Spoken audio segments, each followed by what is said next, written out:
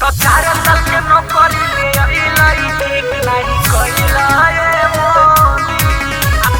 आरो मिला भर के रोइला ई ठीक नाही कइला ए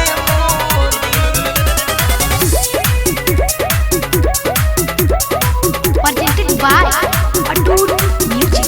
मन करे असही रही सब बेरोजगार हो, हमनी के सपना न कोइल साकार हो।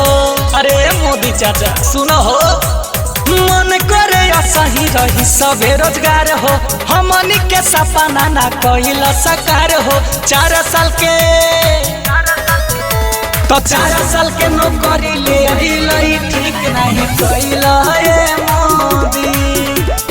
यारो मिला भर के रोइला ई ठीक नहीं कइला ए मोदी।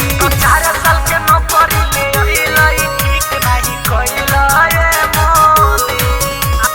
यारो मिला भर के रोइला ई ठीक नहीं कइला ए मोदी।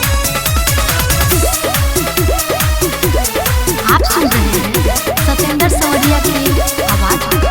तो अब नहीं सुन तोहर चली सरकार हो, ढेर अति कैल या ढेर अत्याचार हो।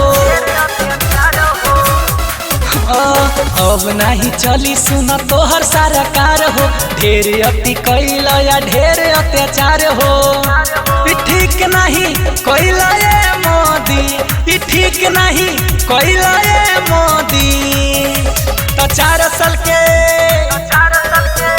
तो 4 साल के नौकरी ले अइला ई ठीक नहीं कइला ए मोदी।